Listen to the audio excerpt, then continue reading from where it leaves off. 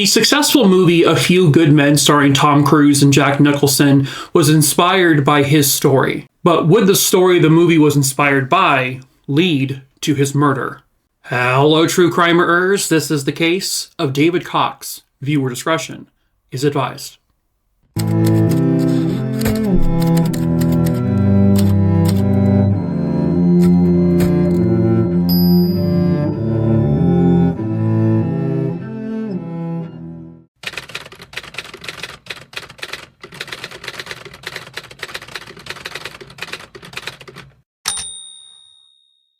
David Cox was born on November 27, 1966, and he was born and raised in Massachusetts. He grew up in the town or the city of Needham in Massachusetts. From a very early age, David was always aspiring to one day become a Marine. And after he graduated high school, that's exactly what he did. He enlisted immediately after he graduated. In 1986, he was stationed at Guantanamo Bay, and this is obviously during a time when there was obviously a lot of tension going on, especially with that base in that area. And by all accounts, he was a solid Marine. But then Private First Class William Alvarado would write a handwritten letter, and he would send that letter to his senator. Alvarado told his senator about there being some Marine misconduct at Guantanamo Bay. David Cox and other Marines apparently had falsely accused William Alvarado of possibly firing shots into Cuba, and they called him a malingerer. And then apparently this event would lead to,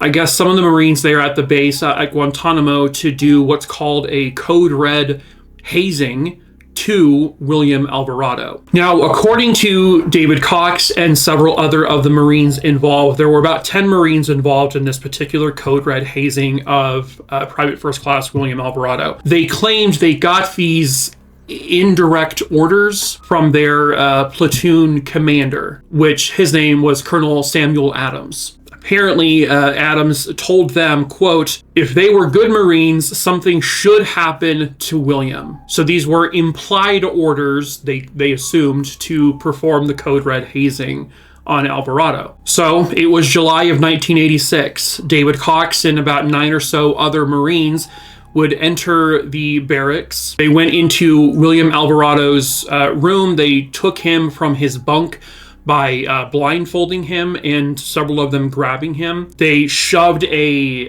rag into his mouth, and that kind of partially went down his throat. And then they proceeded to beat him and then drag him down, I guess, the hallway into their bathroom. They then hunched him over this like divider wall in the bathroom, and they pinned him to it while one of them took a razor, electric razor, and began to shave Alvarado's hair. But after a couple of minutes, Alvarado stops moving. He stops struggling. He's not putting up a fight whatsoever. They felt something is wrong. And so David Cox, allegedly, he's the one who said, hey, stop doing this. Something is wrong with him. They take the gag out of Alvarado's mouth, and it's like covered in blood. He had inhaled a part of the rag, and it caused fluid to build up, which then caused like internal bleeding. And they also began to notice that Alvarado's face was changing colors, like purple and blue. And they're like, holy shit, this has gone too far. And they all began to just freak out and panic. One of the Marines tells the other ones, hey, just go back to your bunks and sleep this off. And then they took Alvarado to the medical facility to get checked on. Now, William Alvarado would survive. He did not die from this, but he did have some pretty severe injuries. And then eventually, when he finally kind of came to and was more alert, that would lead to the charges against about 10 of these Marines, including David Cox. Now, they swore up and down that they got this indirect order from their commander. The commander says he gave no such order, that there was nothing even implied to do this code red hazing to Alvarado. But the Marines were like, yeah, you did. And so David Cox was appointed an attorney, Dan Marcari, and Marcari told David, listen, you're facing attempted murder charges at this point. But David was like, I followed orders. I was doing what I was told. I am not going to plead out with this, because basically what they told him was that if you plead guilty to these charges, you will get an administrative discharge. That's kind of the agreement. But David was like, no, I'm standing my ground here, and I'm not doing that. We will do the court-martial proceedings. And that's what David did.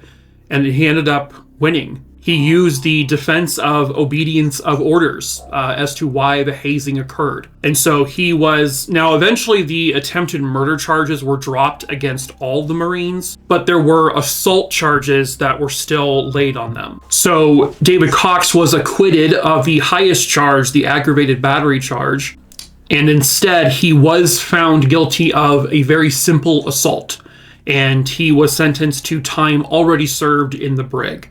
And then he would not be discharged. 2 of the other Marines involved did the exact same thing he did, and it sounds like they got the same exact results. But then the remaining Marines ended up taking plea deals, and it sounds like they all got discharged, but none of them were dishonorably discharged. David Cox would go back to serving, and he would spend the next 2 years or so. He was stationed at one point in South Korea, he was stationed in Panama, and then finally stationed in North Carolina. He did his duty, he served his country, and he was extremely proud of, what he did. Not of the hazing, but of his role in the Marines. And in August of 1989, he was honorably discharged from the Marines, and he would move back to his home in Massachusetts. At first, he was working kind of just basic jobs. At one point, he was a trash collector. At one point, he was working for a landscaping company, but eventually he found his way into working for the Postal Service. And he started dating a woman named Elaine Tinsley. The two of them had a great relationship. They were in love with each other. And he was really excited because at first, the job at the Postal Service was like temporary, but he was hoping he was going to be basically promoted or given a full-time job there, and he was due to be finding that information out if he was going to be kept on permanently any day before around the time this case occurred. He and his girlfriend decided to go to the movies, and they decided to go see the movie A Few Good Men, starring Tom Cruise, Jack Nicholson, and Demi Moore. The people at first who saw the movie had no idea that it was actually based on a true story, that the movie A Few Good Men was based on something that actually happened. What David Cox quickly learned was that the movie A Few Good Men was literally based on the code red hazing that landed him and 9 other Marines in serious trouble. And David Cox was never consulted. He was never asked anything. He felt that the movie took a lot of liberties, and he would end up suing Castle Rock Entertainment, who produced the film, because of taking those liberties. And not only that, the Marine in the story died from the hazing, where in actuality the Marine in the real story did not. And so David felt like they were misrepresenting that, and potentially people, once they found out this was a true story and that David Cox was one of those Marines, they would look at him as a murderer, even though he didn't kill anyone. The movie also lied about most of the Marines being dishonorably discharged, when in fact none of them were in real life. Now, obviously movies, they're going to take liberties with these stories.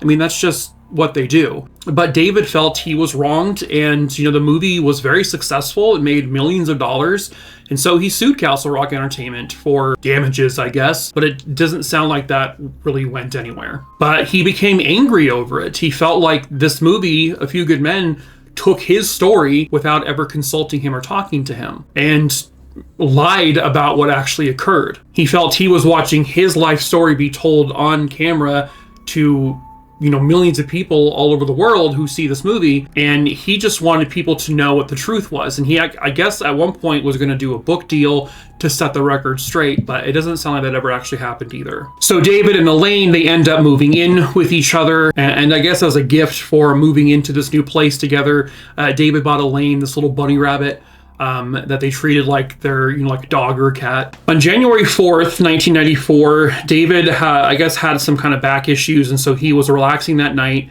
He and Elaine were hanging out. He seemed like he was in really good spirits, other than being in some kind of pain, and he was really looking forward to the following day, because January 5th is the day he was supposed to be finding out whether or not he was getting this job on a permanent basis. So on the morning of January 5th, 1994, Elaine leaves the apartment. David's still there. She kisses him goodbye, and she's going to be going about her daily business. She calls the house later that afternoon, but David does not answer, but she notices there is a message on their answering machine, so she listens to it, and it turns out there is a message from a guy named Jim, who worked for UPS. I need to correct myself. I think I said the Postal Service earlier. He worked for UPS, not USPS, so I apologize for that. So he was hoping for a full-time gig at UPS. But at any rate, the message she heard from this guy Jim said, "Hey, David, I have some really good news for you. Please call me back when you get this."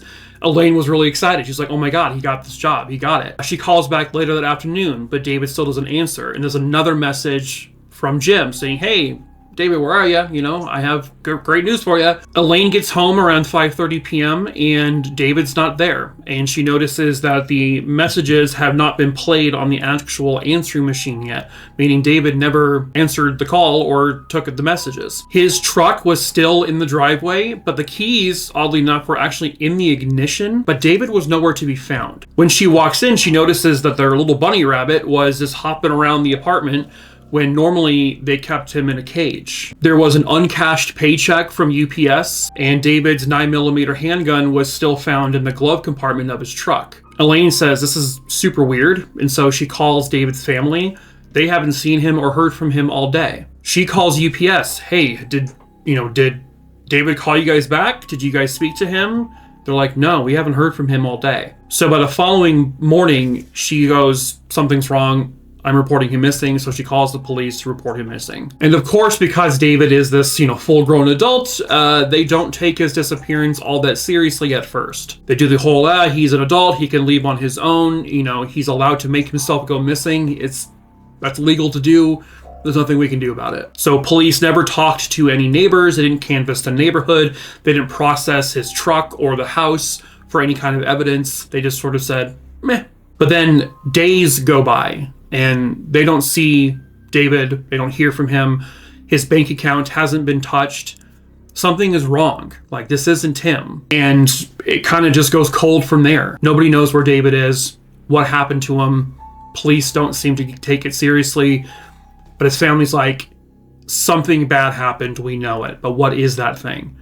Well, they would find out on April 2nd, 1994. Near the Charles River, which I guess is near Medfield, Massachusetts, there was a canoer who had gone down, I guess, the river and noticed that there was this big pile of branches and leaves.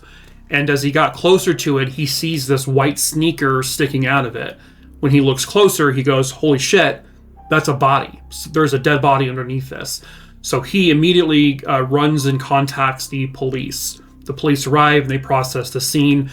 And in fact, this is actually the body, because there's identification on this body. This is the remains of David Cox. David had been shot 4 times.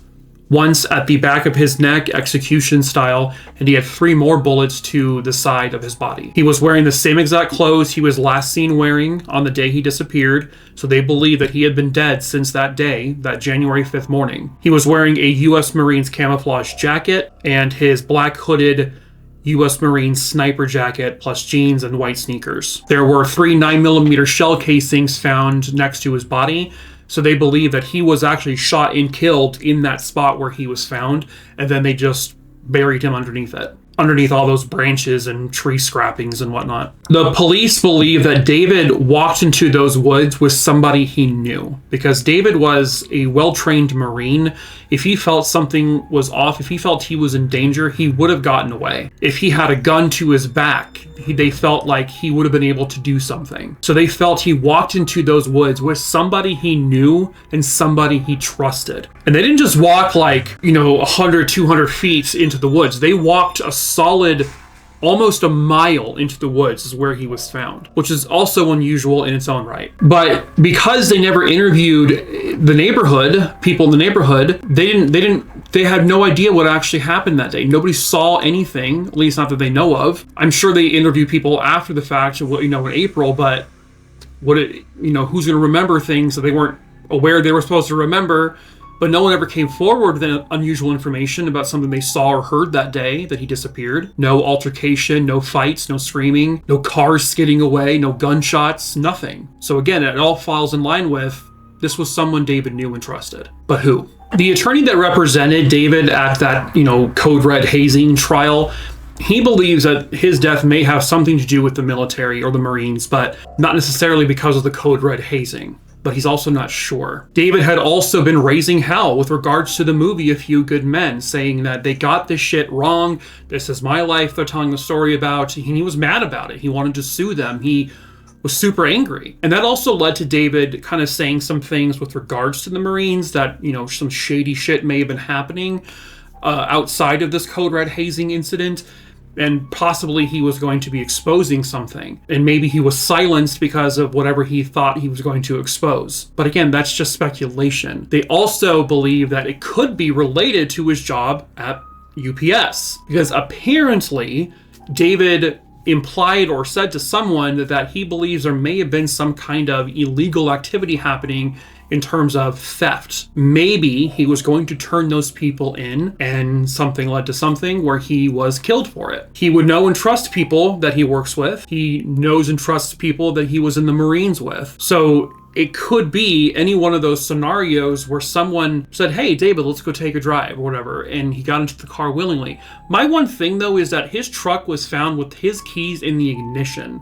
And that's the one thing that throws me off. Like, if you went with someone willingly, why would he not take the keys out of his truck first and kind of seal up and close his car? That seemed odd to me, but I don't know. Maybe he just sort of kind of got caught up in the moment and forgot his keys were already in the ignition and went with this other person. But the other thing is nobody knows who that person is. Nobody saw a car. Nobody can describe a car. Nobody can describe a person that may have been near his house that day. They don't know anything about what actually occurred in that home and in that driveway, because they have no witness statements. They have no physical evidence. They have no forensic evidence at the home, in his car. They have nothing. They only have circumstantial reasonings by why he may have been killed. Could have been because he was going to spill the beans on some operation at UPS. It could be because he was going to expose some nefarious dealings in the Marines.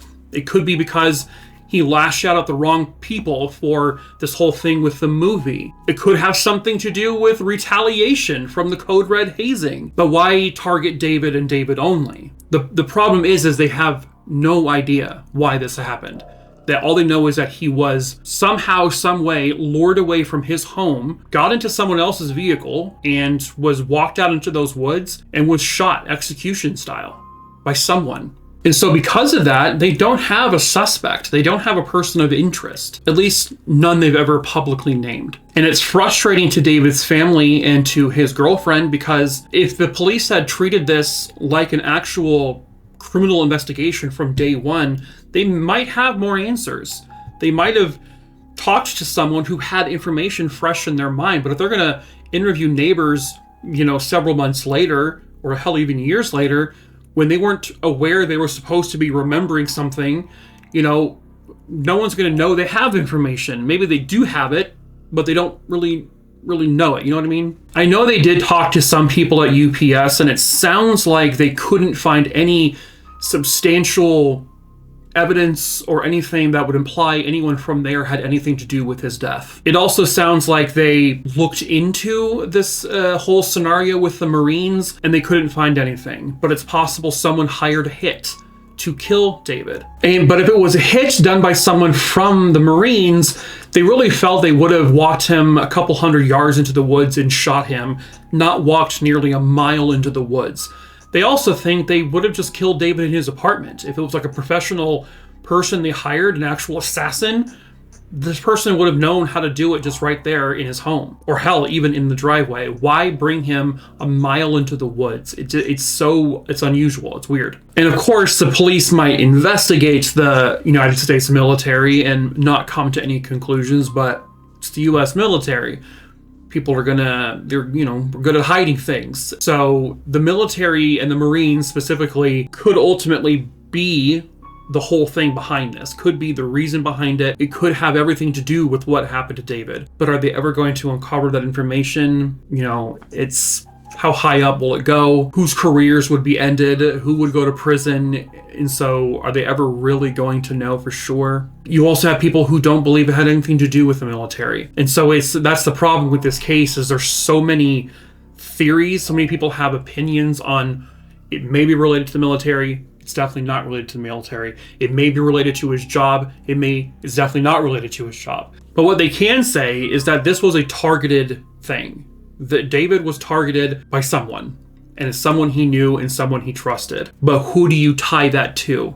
The military, UPS, or something else altogether? Unfortunately, even now, police are no closer to finding out who did this to David and why. I couldn't even speculate on what the reasoning would be. I mean, it sounds like, you know, off my top of my head, I'm like, okay, it's got to have something to do with that hazing incident and the Marines, but am I certain of that? No. Somebody somewhere out there has got to know the truth, and perhaps that someone is you. If you have any information on the murder, the assassination of David Cox, you can please contact the District Attorney's Office at 617-593-8840.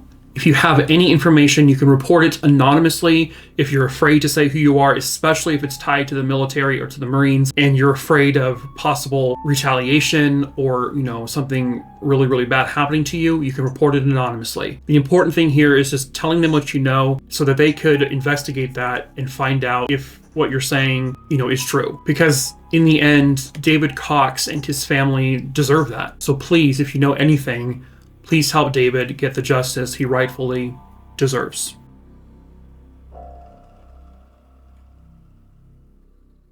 But that is it for this case, True Crime, Aruni Dooney Dingleberry Dongs. I hope you found it interesting. As usual, please subscribe to the channel. If you're new here, I tell true crime stories. Hello, my name is Mike. So please subscribe, hit the bell so you get notified, hit the like button on the video, yada, yada, yada. I also tell short form true crime stories over on TikTok, at least for the time being. Could be, TikTok could be going away for us here in a week or so. Who knows? But if you want to follow those, if it's still around, the links to those are in the link tree, which is in the description of this video below. In that link tree, you'll also find my case list. The case list is alphabetical. It's like 6,700 names long or so. So if you see a name on there, you don't need to let me know about, you don't need to email me. But if you have a case you want me to cover and you don't see it on that list, send me a quick email. My email is listed below as well. Just need to know the name of the case, where it happened, when it happened. I'll add it to the list. I pick the cases I cover at random. I can't promise you when I'll cover that case, but I will get to it eventually. But that is it for this video, True Crime Aruni. So until the next case, ta-ta for now.